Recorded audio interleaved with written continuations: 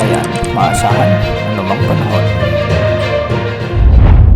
Magandang araw po sa ating lahat. Narito ang update sa lagay ng panahon ngayong Sabado, March 16, 2024. Patuloy na magdadala ng maulap hanggang sa maulang panahon ang easterlies sa may eastern section ng ating bansa. Umiiral naman ang amihan sa northern Luzon. Ngayong araw ay patuloy na makararanas ng maulap na kalangitan na may mga kalat-kalat na pag-ulan sa bahagi ng Isabela, Aurora, Quezon at Camarines Norte. Pinag-iingat po natin ang mga nakatira sa mga nasabing lugar sa posibilidad ng flash floods at landslides. Samantala magiging maulap naman ang mga kalangitan sa bahagi ng Batanes at Cagayan dahil naman sa amihan. Ganitong panahon rin ang mararanasan sa bahagi ng Ilocos Region, Cordillera Administrative Region at natitirang bahagi ng Cagayan Valley at Central Luzon na minsan ay may mga isolated rains.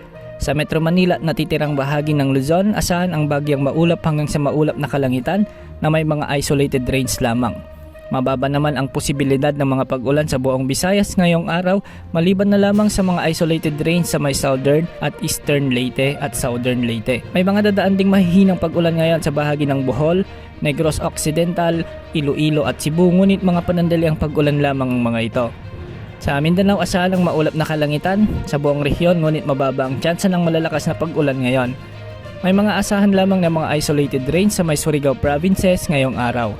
Ngayong araw posibleng pumalo sa 40 degrees Celsius ang heat index sa may Cotabato City at Pili, Camarines Sur at 39 degrees Celsius naman sa may Zamboanga City, Baybay, Leyte at Dumangas, Iloilo, samantalang posibleng umabot naman sa 38 degrees Celsius sa may Jensan, Davao City, Catbalogan, Samar, Rojas City, Masbate City, Virac, Catanduanes, Aborlan, Palawan at San Jose Occidental, Mindoro.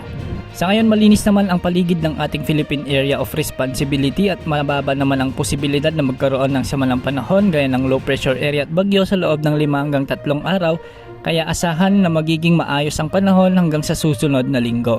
Sa ngayon malaya ring makakapamalaot ang mga kababayan nating mangingisda at may maliliit na sasakyang padagat dahil wala ring nakataas na gale warning sa mga karagatang sakop ng ating bansa.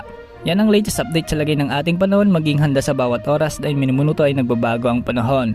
Ito po ang weather update ng bayan, maasahan anumang panahon.